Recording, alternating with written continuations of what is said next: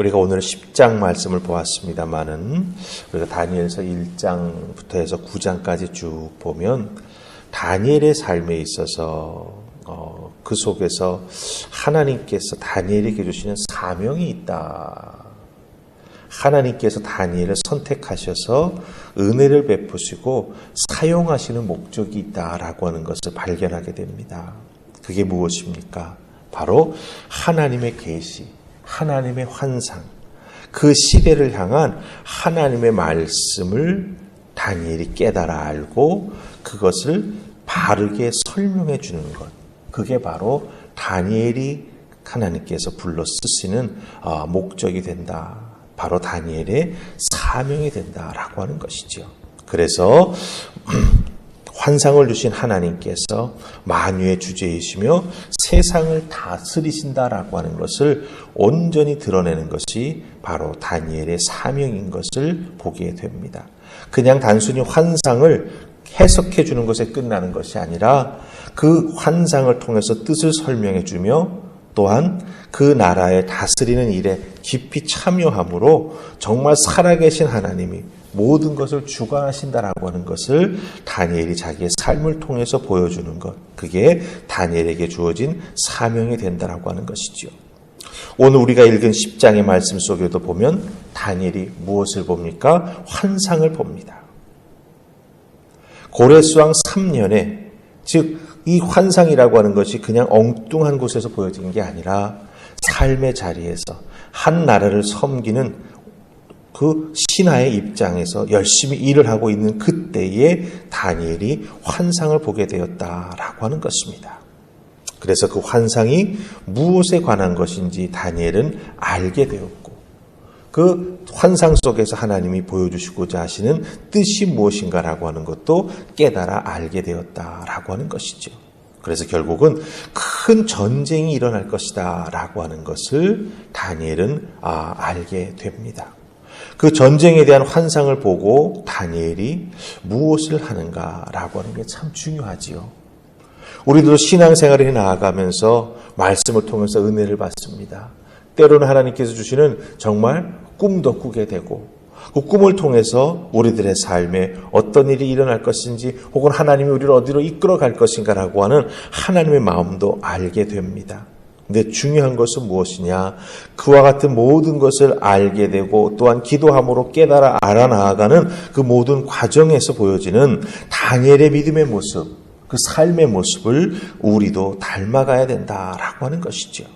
우리가 쉽게 생각할 수 있는 것은 다니엘은 그런 환상을 보기 위해 기도원에 올라가서 그냥 기도에만 매달렸다 이렇게 생각하기 쉽습니다. 그러나 오늘 말씀 잘 살펴보시기 바랍니다. 다니엘의 기도와 다니엘의 믿음과 다니엘의 삶이 하나가 된 것을 볼 수가 있어요.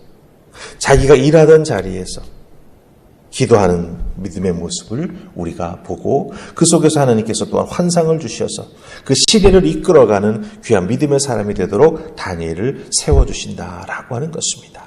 그래서 주신 말씀 속에서 하나님의 환상을 보지만 그 환상을 가지고 다니엘이 어떤 역할, 어떤 믿음의 모습을 보여주는가라고 하는 걸 함께 살피시면서 우리 은혜 나누기 원합니다. 자, 우리 첫 번째 보실 말씀은 1절과 2절 말씀입니다.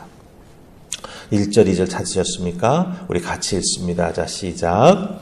바사왕 고레스 제3년에 한 일이 벨드사살이라 이름한 다니엘에게 나타났는데 그 일이 참되니 곧 큰 전쟁에 관한 것이라.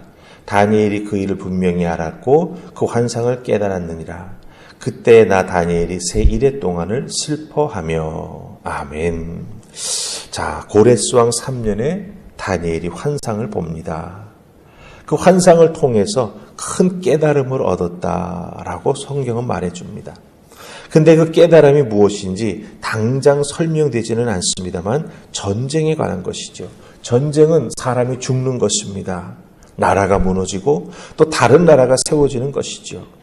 그래서 그 꿈을 꾸자마자 환상의 내용을 알게 되자마자 다니엘이 새 이래 동안 즉 3주간 금식하며 기도했다. 이렇게 1절과 2절은 말하는 것을 보게 됩니다. 자기 자리의 삶의 자리에서 맡겨진 왕을 보좌하는 직무를 감당하면서도 다니엘은 또한 하나님께서 보여주신 환상의 내용을 알고 그 환상의 내용을 붙잡고 하나님 앞에 기도하는 자기 자신의 영적 사명도 끝까지 지켜나가는 다니엘의 모습을 보게 된다라고 하는 것이죠.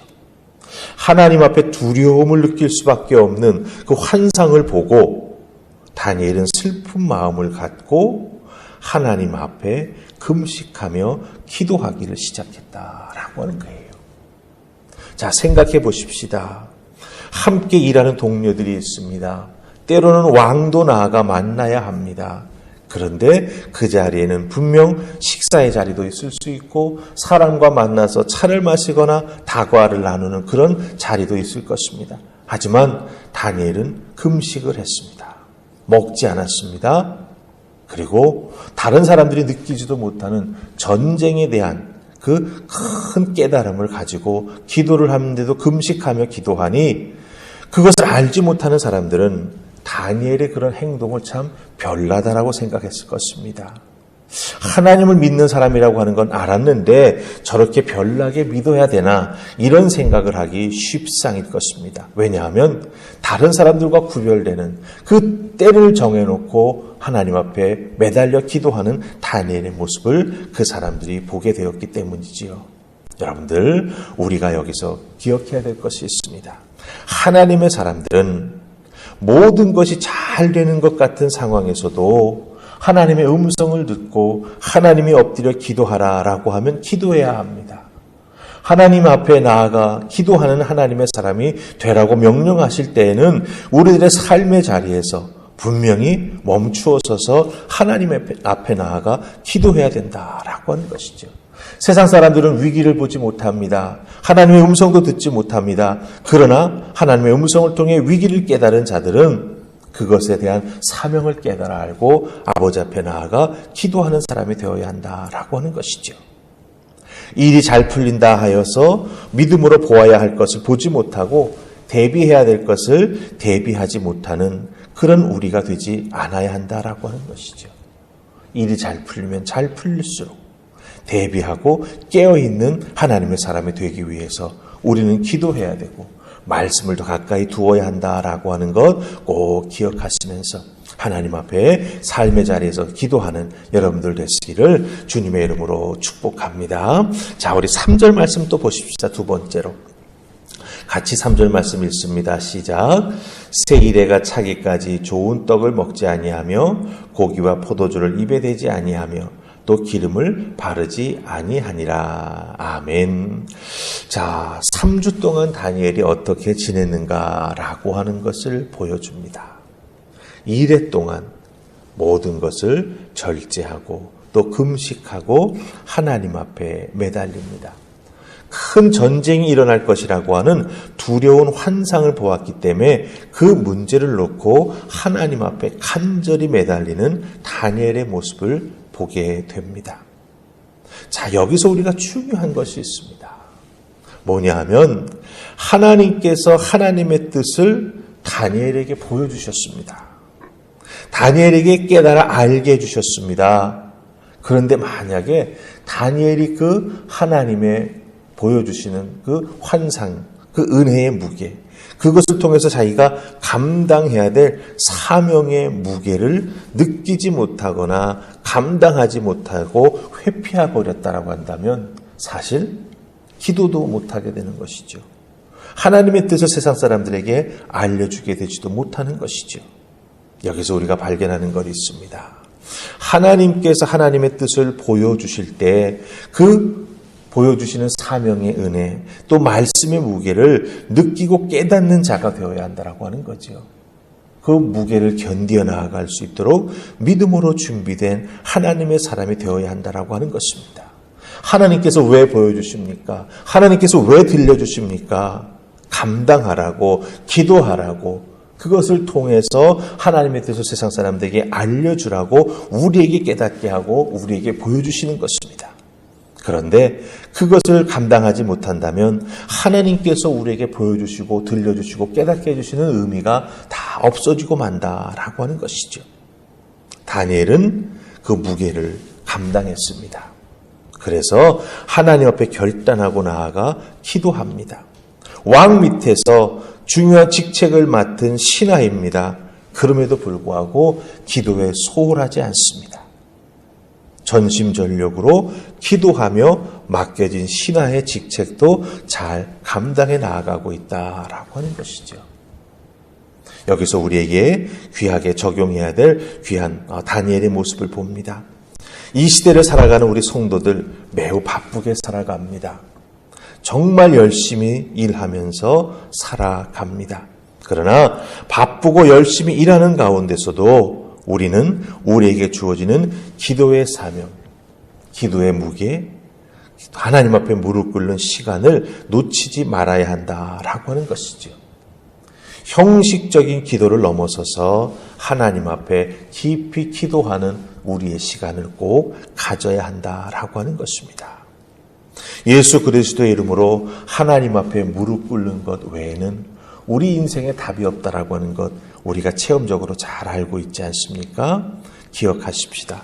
바쁠 때일수록 더 열심히 기도하는 나, 또한 감당해야 될 일이 많아 정말 힘듦에도 불구하고 그 힘든 상황 속에서도 하나님 앞에 기도의 무릎을 꿇으며 나아가게 될 때 하나님께서 더 큰 은혜와 능력을 우리에게 주시며 하나님의 능력의 발로 우리를 붙잡아 주셔서 모든 일을 감당할 수 있도록 힘과 능력과 은총을 저희들에게 베풀어 주실 줄 믿습니다. 오늘 하루도 기도로 시작하시고 기도의 힘을 통해 승리하시며 하나님께 영광 돌리는 여러분들 되시기를 주님의 이름으로 축복합니다. 아멘. 우리 기도하십시다.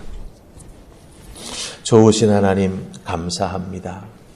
오늘도 이 시간 저희들을 주의 손으로 부르시고 다니엘의 귀한 모습을 통해서 신앙을 가지고 살아가는 우리들이 이 세상 속에서 우리들의 삶의 자리에서 어떻게 믿음 생활하며 어떻게 기도 생활하며 하나님의 뜻을 이루어드리는 도구로 쓰임받아야 하는지 깨달아 알게 해주시니 감사합니다.